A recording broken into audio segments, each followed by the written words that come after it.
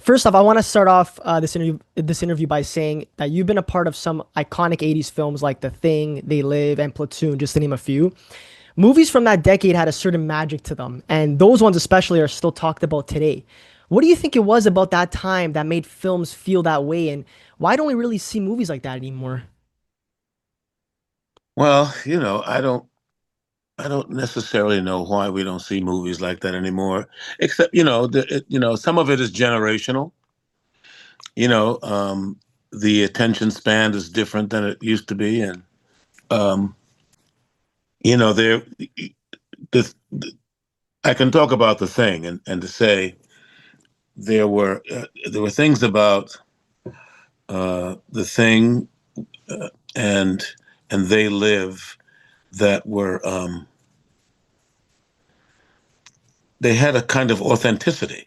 Uh, the thing, as our thing as opposed to the original, was more about what the original story was about, which was a kind of a paranoia amongst the scientists themselves, amongst the group.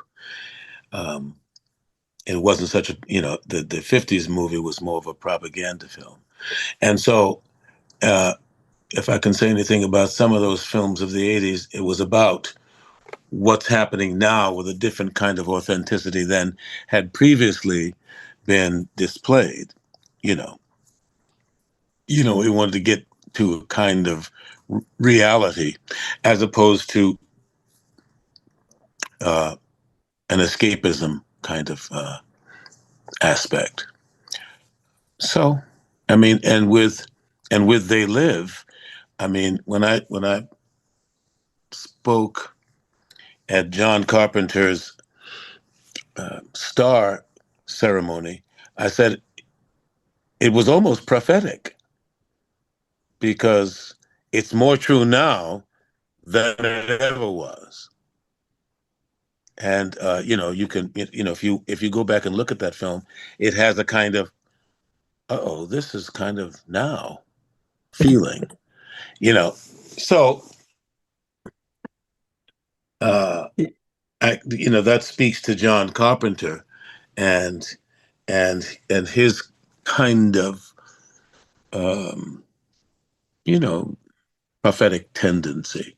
Also, you've been called one of the most iconic voices in all of Hollywood, and you've brought characters like Goliath and Gargoyles, the Cat and Coraline, and Dr. Facilier, The Princess and the Frog to life, just to name a few. You've said that voice acting it takes patience, but it's also worth it in the end. I'm curious to know what part of that process really requires that patience and what makes you walk away feeling like it was all worth it.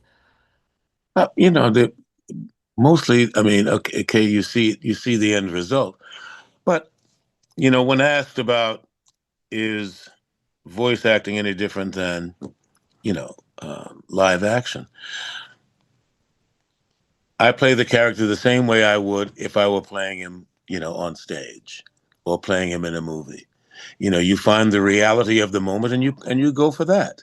And if you were to glance into the booth at any given time, you would see how we act with our whole bodies because you know, we're doing all kinds of gestures and gesticulations, and most of the time it's kind of it's kind of funny because it's like I'm this is how I make my living. Yeah, I'm I, get, I, I've I'm I've getting talked to, I'm getting paid to have this much fun. yeah, I talked to some other voice actors like Billy West, Carolyn Lawrence, Eric Bauza, and what Hmm. they've said too, it's physically exhausting to be in that booth to get into that character. I think a lot of people from the outside, like fans, I'm sure a lot of them do that respect the art of voice acting, but many people they look at it like, oh, you're just talking to a mic and having fun. People don't know what really goes into that. So I'm glad that you actually got to say that. Like if people were to look at you doing it, they would be like, wow, like that's just insane. That's crazy. All Well, this stuff you guys do. one thing I can say, I mean, just like you right now, you have to concentrate on keeping the mic in front of you, and you have to talk into the mic. If you turn your head, I can't hear you. So it changes the reality. So you have to do all that. You have to take in all that stuff. You have to play all those moments, but you got to keep your head straight. Now that in itself takes a lot of concentration because Hmm. your natural tendency is to want to move one way or another, but you can't do that. Yeah, it's true. And actually, I'm really excited to bring this up too, because on the topic of like voice acting and being behind a booth, your debut single, "Old Devil Moon," is finally out on all streaming platforms. You actually sent me a video on Instagram because I was one of those people that guessed what it was, and I already Uh-huh. knew what it was. So you sent me a nice video. I really appreciate that. That was really kind. But I really enjoyed it, man. It's such a smooth, jazzy tune. I love songs like that because I have an old soul myself, and hearing that it brings me back to like when I listen to people like Frank Sinatra and like those type of people, that smooth, like that the crooner type of sound, right? So, over the years, you've brought so many iconic characters to life with your voice, but what's it like being back in the booth, but this time bringing a song to life instead? What is the difference in your opinion? Well, I've been a singer my whole life. I was a singer before I was an actor. And, it's kind of nice to finally exercise that part of what I do and to get it out there in a different way than I have previously. I've certainly sang in plays and musicals, um, but this is slightly different. It's like when I do my club act. There's no character to hide behind or to you know it's not exactly hiding, but that's not the best description. But when you're out there as a singer, it's just you. Yeah. It's me. This is what you get. And I mean, you can have character songs, like Friends on the Other Side. But if I do Friends on the Other Side in my act, it's me. It ain't Facilier. You know what I mean? Actually, crazy coincidence. This past weekend, we got some great news. You were at San Diego Comic Con, and it was announced that your Rick and Morty character is getting his own spin-off show. I Isn't found that great? that is so. I'm so excited, man. I'm a big fan of the show. I'm a big fan of your character. To me, President Curtis is one of the most iconic characters in that show. So the fact that he's getting his own spin-off, I'm really excited. But what part of that role are you most excited to explore now that the story is centered around him? What are you most excited about? Well, I'm certainly excited that we can get involved in a story about a president who cares about the country. We are at this point, at where we are in the world, everybody's obsessed with presidential behavior.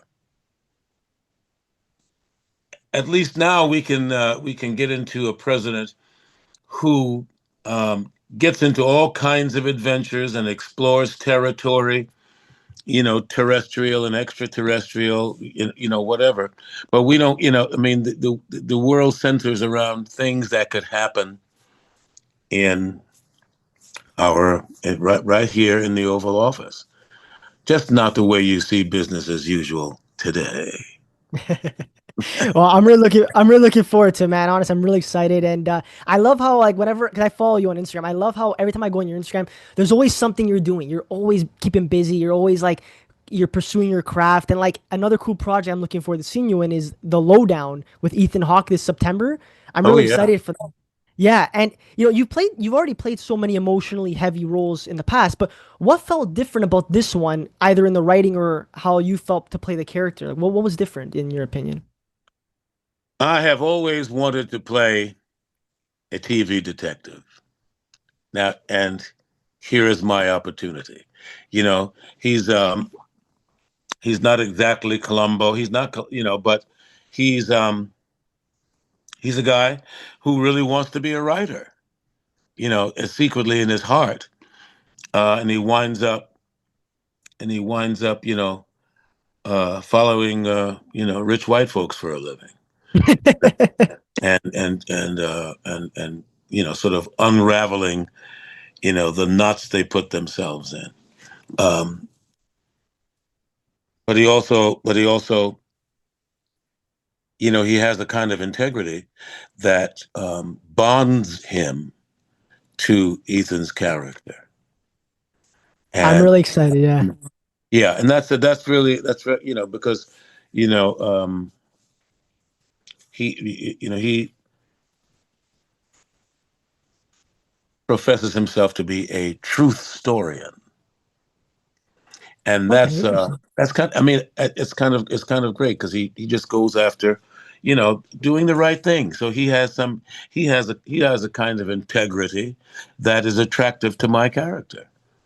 Mm-hmm. No, So yeah. they become unlikely friends, but they do become friends. That's awesome. I'm looking forward to that, man. And I want to end off the show by saying, we talked about so many of your iconic roles and like your music. And actually, it was really cool to see that you're getting a star on the Hollywood Walk of Fame. Your reaction, by the way, was priceless. What was that moment like? Can we go back to like that feeling? Like, what was going on in your mind? Because I just saw you were just like speechless with your mouth open. Like, what was that whole moment like for you? Because it's well deserved, man. Thank you. I was sitting in this very spot, and Yep. my publicist and my wife really set me up. So I felt like I was being punked, uh, but it was for real, and it was like, wow. Um, I was genuinely moved by the experience because it was like, wow, you know, um, who would have thunk it? You know. So I No, was. It was a thrilling moment. It was a moving moment, and it was that's awesome. a humbling moment. Wow, incredible, man. Well, I wanted to say thank you for your time today, Keith. Honestly, it's an honor just to be speaking with you because I've been a fan since I was a kid, and I wish you the best of success with everything, including your music. And I hope we get to chat again in the future, man. Thank you. Thanks, Adam. I appreciate it.